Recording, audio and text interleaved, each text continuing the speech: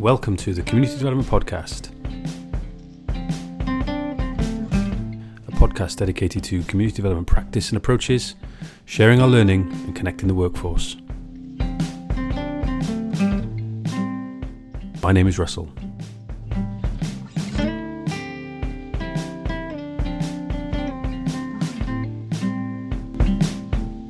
Welcome to episode 36. It's a conversation that was recorded actually last summer 2022, with Jess Gitsham from Bristol Energy Cooperative.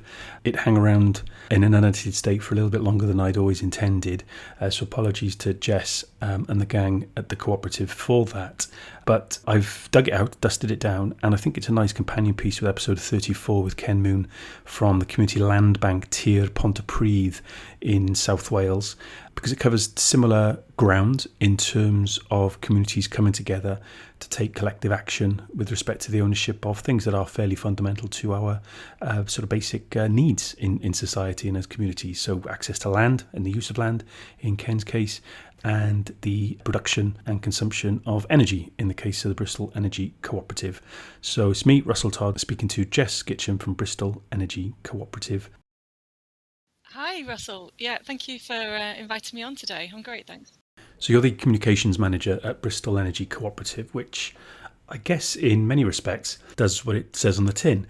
But tell us a little bit more about your role there and, a little bit more about the organisation. Yeah, in terms of doing communications at Bristol Energy Co-op, there's a few different elements to that. I'm helping in the promotion of our fundraisers, because we need to bring money into our organisation in order to deliver on our projects. So let me just explain about how we work. We're a not-for-profit community energy organisation working in the Southwest, and we raise funds, build renewable energy projects, and that's to cut carbon, but also we reinvest the revenues from our projects into the local community.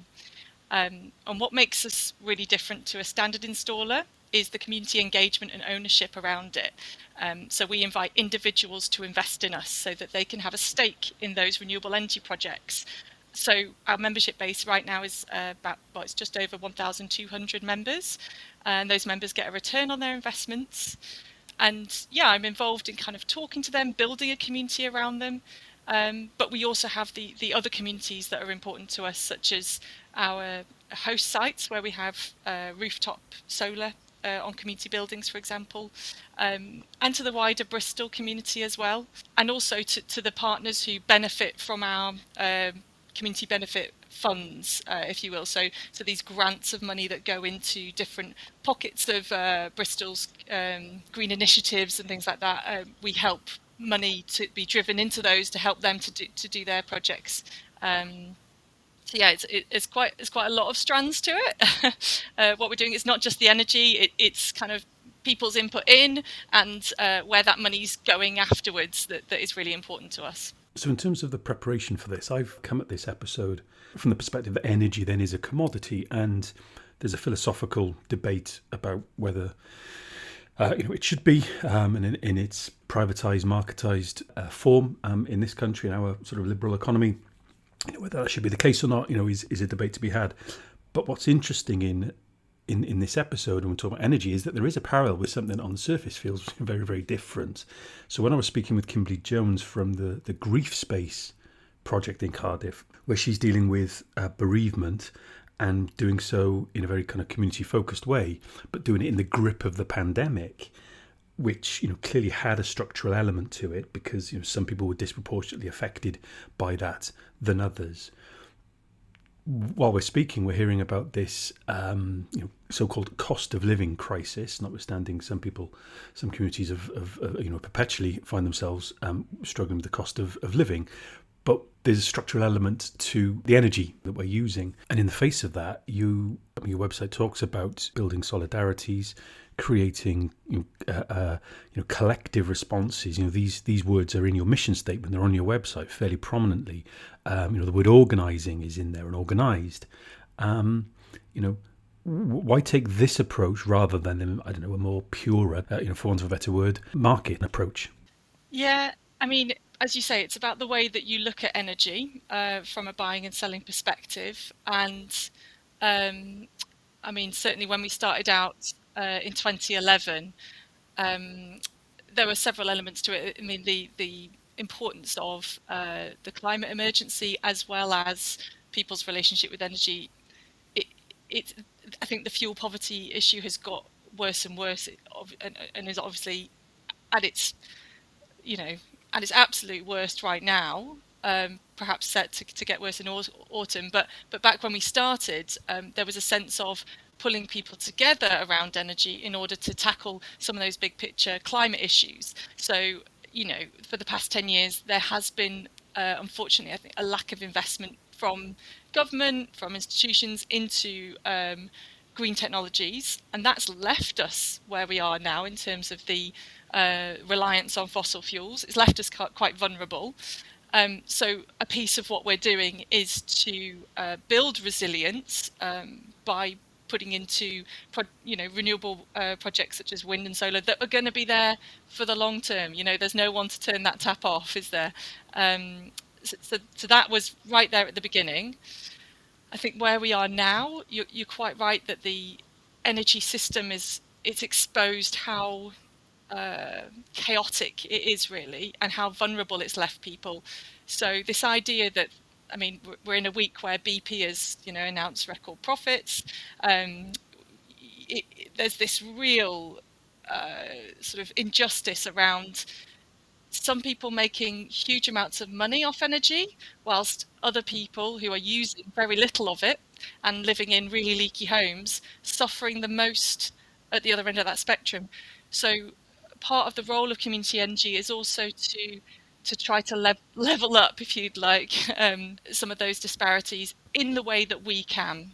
Yeah, and well, maybe it's a timely episode because it does very much throw a light on, by as a topic, on some of the very sort of pernicious inequalities that exist in the UK, and energy in terms of fuel poverty, is very much a core element, a key element of that inequality.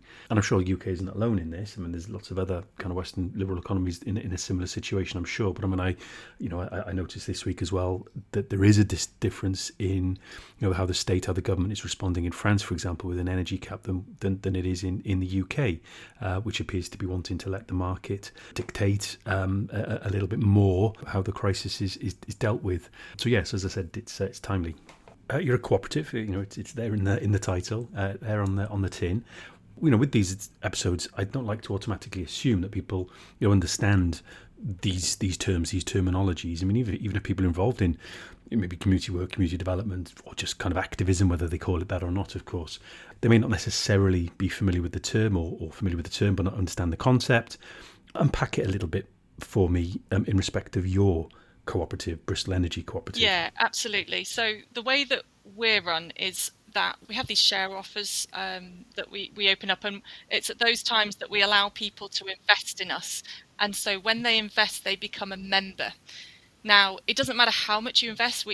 You can invest from £100 up to £100,000, but it doesn't matter how much you've invested. Everyone has one vote. So it's one vote, one member, regardless of your shareholding. And we feel that's quite a democratic way to manage the organisation. It avoids, the temptation of impacting our decision making by, who the bigger investors are, and it keeps us to our core mission. It's also worth saying that we have these primary rules in terms of how we're run. So they are visible, they're really transparent, and they keep us on the same track as when we started in day one. It gives stability. If there were any changes to those primary rules, they'd need to be voted on by our members at our, we have an annual general meeting. We also have events during the year to engage our members. So, you invest in us, you become a member, but then there's a bit of an onward journey from there. So we work quite hard at building our community through newsletters, through events. We're sharing information with our members quite deeply, and getting them involved in sort of bigger picture campaigns that are going on in community energy as well. I'd say as well, cooperative, it's not just about our members. Like, it impacts the entire way we think about our business. So we spend an awful lot of time collaborating with local authorities, with private enterprise as well, and trying to build connections between all these different sometimes sort of disparate bodies for the bigger picture purpose of getting to net zero, trying to bring benefits to local area, and not just have sort of big renewable energy installers who maybe funnel those profits elsewhere. You know, we're working quite hard to build bridges between organisations. So there's several elements to it really in terms of the cooperative. Thanks, Jess. That's really, really helpful. And I think what I might do is drop in the show notes just a reference to the 7 basic cooperative principles, just to help kind of flesh that out and have them there for people. And a key thing with those principles is that they're not kind of ranked in any order. There's still 7 principles of equal weight and equal importance, I suppose. But on the question of membership, that does appear to be quite a strong element of your cooperative, as it probably is in all cooperatives, but particularly in the energy cooperative, because it is quite distinct from most of us being mere customers, and probably at the wrong end of a quite a significant imbalance of power, in the sense that our providers can manipulate prices. They can their dividends that they give to shareholders, etc., tend to be largely unaccountable, whereas your membership structure and some of the voting kind of rights that you've alluded to there is a way of maybe leveling out that power imbalance. Am I interpreting that right? And another one then would also be the share issue then, and the ability to raise shares. And obviously that is a key point. It's one member, one vote, irrespective of the investment that they've made previously. Tell us about the share issues as well. We do get money. About half our money comes from our investor members. The other half is from sort of commercial loans and things like this. But it's our chance right now. We've got a huge ambition and we're scaling up what we want to do. So, well, first of all, find out a bit about what we do. And if people feel they have some disposable income that they don't need, wondering where to put it, this is something you can consider doing. Basically putting your money into something you might believe in, and at the end of it, if you become a member, you get a return on your investment. So our share offers and what we're doing is for social and environmental purpose. It's not like a typical investment where you might be doing it for financial returns, but we do at the same time provide it's currently 3.5% a return that is enough to attract people in. And it's probably worth pointing out that those share issues tend to be time limited, yeah. and they happen from time to time. So just keep a lookout, on your socials, on the website, and things for when those are running. What I know about running an energy co-op, you can write in the back of a postage stamp. But you're talking about some big figures there. But you're not a huge organisation either. You've touched on some of the other organisations that you work with. Give us a flavour of some of those other maybe sort of strategic relationships that you've got. I mean, that is actually pretty good going for a community energy organisation who are typically run off volunteers. So whilst resource is a bit of a weakness, I'd say our networks are our real strength, and they are massively varied. So we have project partners. We might be working with other community energy organisations sometimes, or we were working with Bristol City Council on projects that we're trying to work on or scale up or build for our down the line with our project pipeline. We're working with some private organisations. So currently, for example, Wilmot Dixon are helping on the refurbishment of Bristol Beacon, which is the big music venue over here. It was previously known as Colston Hall, and they're doing a major refurbishment, and we've been talking with them to basically quadruple the solar rooftop offering that's on there, and they're really interested in talking about maybe some onward work as well. So these relationships with private, with local authorities, that they can really help our project timeline, but they're also really helping to deliver with those organisations on their net zero targets that they've all got. And aside from that, we practically we just have to work with partners who help assist with our like our solar farm maintenance and things like that. We work with FX, who are the fundraising investment platform. We've got really close long-term relationships with organisations just to help on the delivery of the day-to-day work that's involved. As you say, community energy, it's complex. There's a lot of elements around it.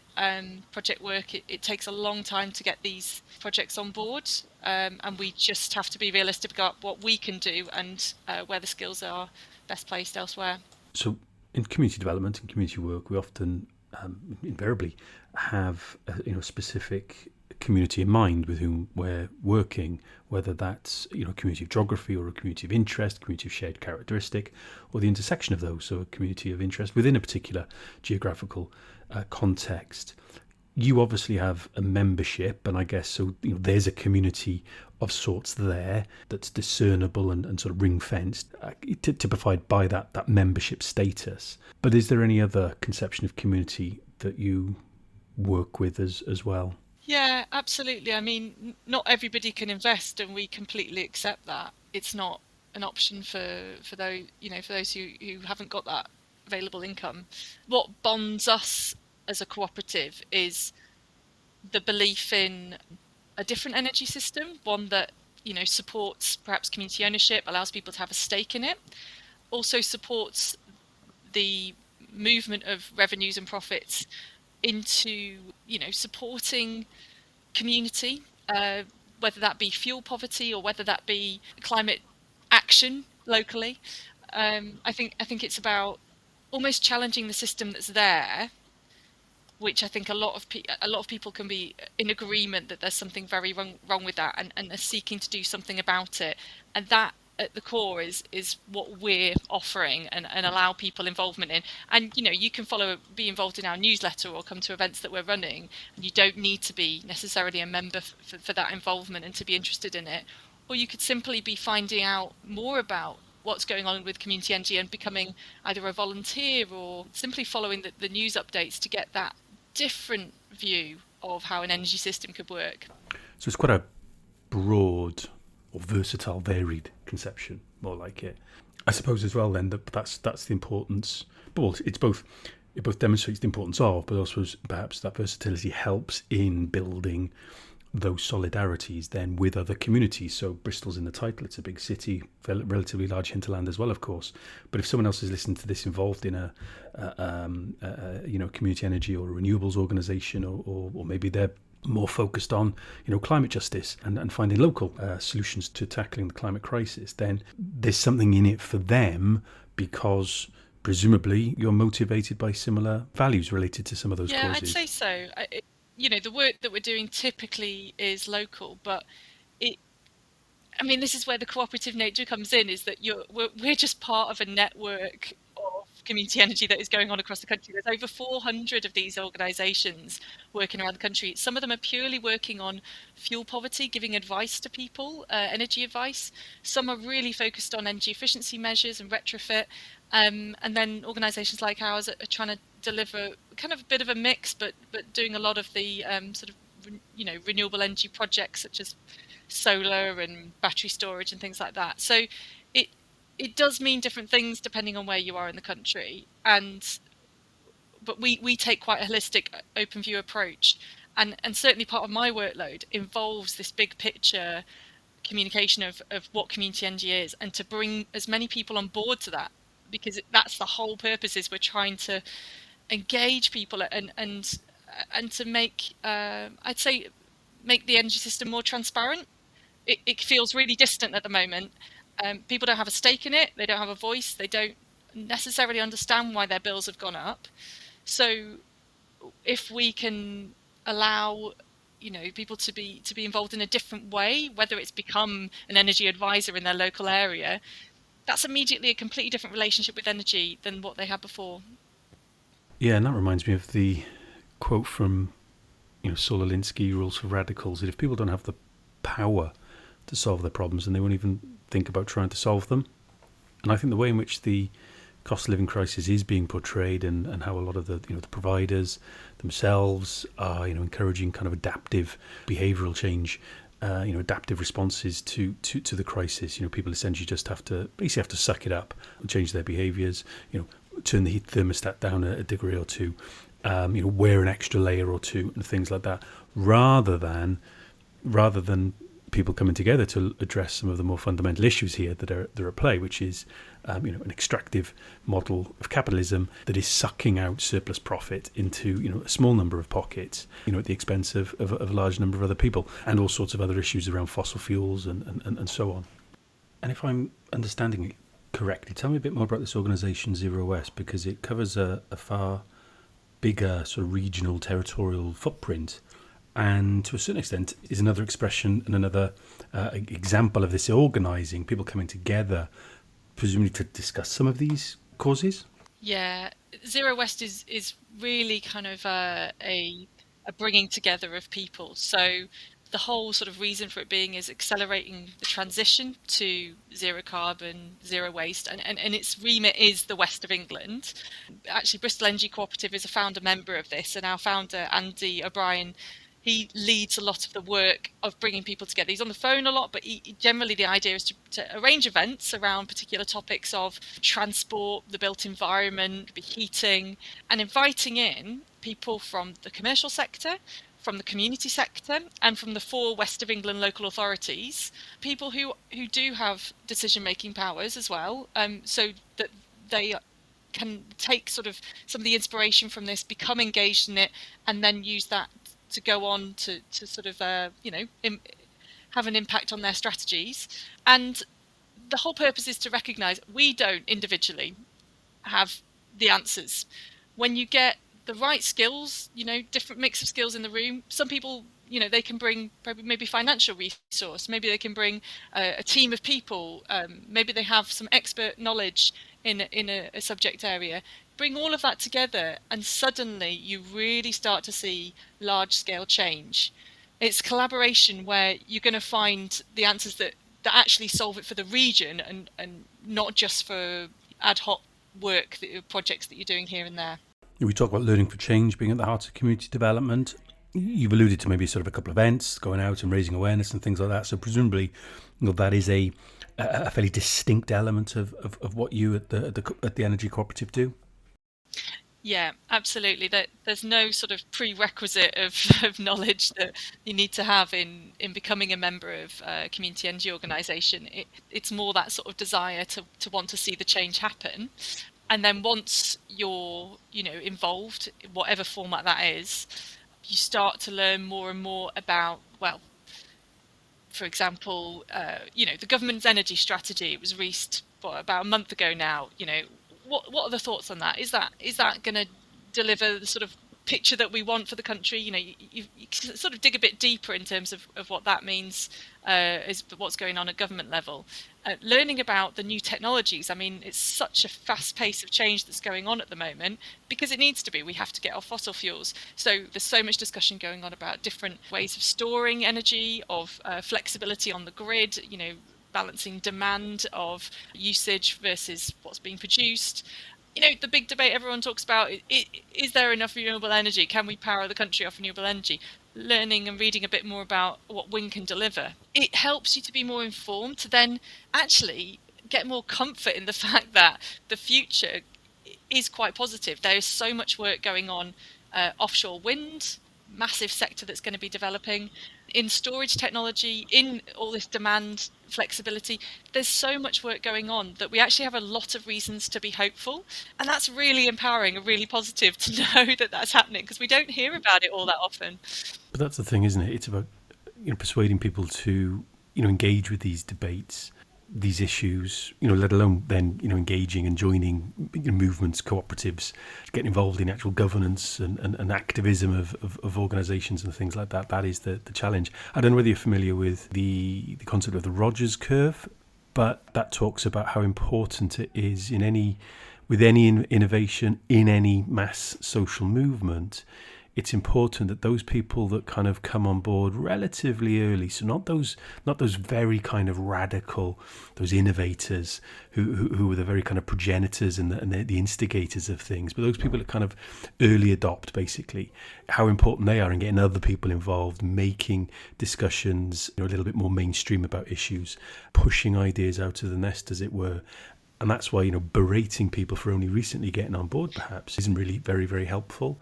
It doesn't matter whether people have been involved, for 10 years or 10 minutes. It's what people can do together going forward that's the main thing, isn't it? Yeah, I totally agree with that. And just as a sort of interesting example of the ways that we do that is, I'm talking to the sites where we have solar panels on their rooftops. So these are typically community-focused organisations. You might get sort of hubs, sports centres, art centres. They're run for the purpose of the community, and they might just be a place where someone can come get a hot cup of tea and use the internet or something like that. So we put solar panels on their rooftops. And once the solar panels are up there, the building is really reaping a benefit from them. They're reduced energy bills. In total across all the sites, we're saving them about £40,000 a year on their energy bills, which is amazing. I mean, it's a really great way of delivering community benefit. But it's really important to me that we are talking to the people in the building or about what's going on the roof, because that is another community of people who are, potentially can have that engagement with energy, renewable energy, talk about net zero and things. That doesn't mean much to them. But when you say, oh, well, there's 84 panels on this rooftop, isn't that cool? Would you like to see some pictures? It's actually powering that computer that you're using right there, and lighting up these rooms. And the building actually has saved, £1,000 this year, because they've not done that, and they're putting their money into, these services. And it's very straightforward, but solar panels are essentially invisible once they're on the roof. So it's important that we are letting everyone know, users of the building know about it, because when they next hear about solar panels, that's what they'll think of. They'll think of their local community centre. It won't be some distant thing in a field that has no connection to them. And this is where I think energy and food have that similar sort of mentality around them, is that when we bring it close to people, it really alters the relationship and then has onward positive impacts, because they become sort of advocates of it, if you know what I mean. They're defensive of their community centre and the rooftop solar panels that are on there, and suddenly they're part of it. Yeah. Well, and all power to you. You're into your second decade now as the cooperative. What does the future hold? Yeah, we've had, because of the cost of living crisis, we've had a lot more community-focused organisations contact us with interest for panels on their roofs. So we're definitely, it's one of the reasons why we're looking to scale up, is to help deliver on more of those projects. But also getting closer and closer. It's net zero by 2030 in Bristol, so there's a hell of a lot more projects more widely that need to be delivered on.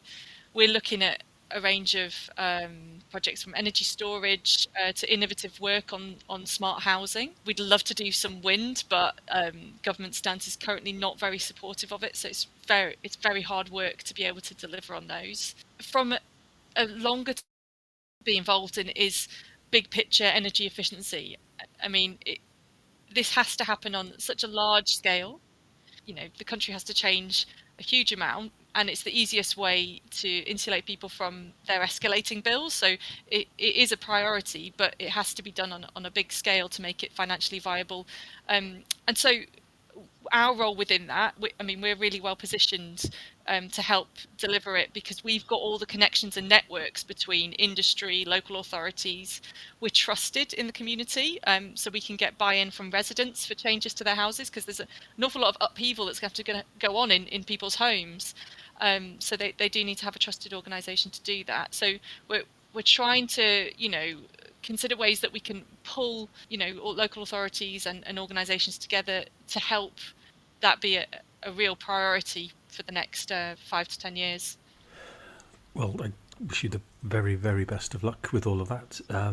Saving the planet's no small task, is it? If people want to get in touch with you, want to know a little bit more about the cooperative, maybe they're involved in their own local, energy activity, and want some, advice and guidance. Maybe they want to sign up, join, or just keep track. What would be the best way of doing that, Jess? Yeah, we are on Twitter at Briz Energy, so it's BRIZNRG. You can contact us also on Facebook. We're Bristol Energy Co-op, and our email address is info@bristolenergy.coop. Or just check out our website, and there's a contact form on there. But yeah, we love to hear from people, and anyone who's interested to know a little bit more about any of this can get in touch. And by way of preparation for this, I obviously visited your website, spent a bit of time on that, bristolenergy.coop, .coop, COOP. and there's wealth of resources on there. There's some films and all sorts of things on their media that give you a better idea of what the energy cooperative is about, including the cooperative itself and its kind of governance and structures. And one of the things that struck me as well is quite how transparent it is. There's a real commitment to transparency on the part of the organisation, in the sense that there's accounts up there, AGM materials dating back several years, and get to know the teams. There's a personability to it as well. All that's really, really important. That does come shining through. Thank you. And generally, if anyone's interested to know more about the Community Energy movement, you've got Community Energy England, Community Energy Scotland, Community Energy Wales, or literally just type in #Community Energy on Twitter, and you'll suddenly see a wealth of stories. I think it's a refreshing change from what we hear day to day in the news. Well, that was going to be my next question. If people are interested more generally in community energy as a movement, what would be the best way of doing it? But you've preempted that one. Your internet has dropped out just a little bit as well, so let's not push our luck. Hugely grateful to you, Jess, for your time. No, that was lovely. Thank you very much for organising it. And as I said, best of luck with everything that you're doing. It is important we surface these issues. There's awful lot going on in the world. Obviously, the situation in the Ukraine has affected. I think that is a legitimate thing to say on the part of our political leaders, that has disrupted the energy markets. I think it's disingenuous for them to say that is the sole reason. And I think you look at somebody like Martin Lewis in the UK. I mean, we talked about trust earlier. There's someone who's incredibly, hugely trusted by the public in the UK, far more than any politician is. I'm certain. He's made any number of media appearances of late, calling that disingenuousness out on the part of our political leaders, and him saying that this cost of living crisis or the energy kind of contribution to that was incoming long before the hostilities started stirring in the Ukraine. So I think it is important, as I said, that we're surfacing these issues. And I'll be keeping an eye on things, and maybe we can keep in touch and catch up and do a future episode. Thank you so much for inviting me on.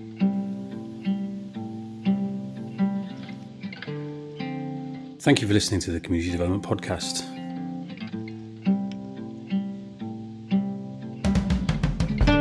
You can follow the podcast on Twitter at comdevt.podcast, COMMDEVT podcast. And to support the podcast and help it share learning, connect the workforce, and raise the profile and the merits of community development approaches, why not become a Patreon at patreon.com/the CD podcast.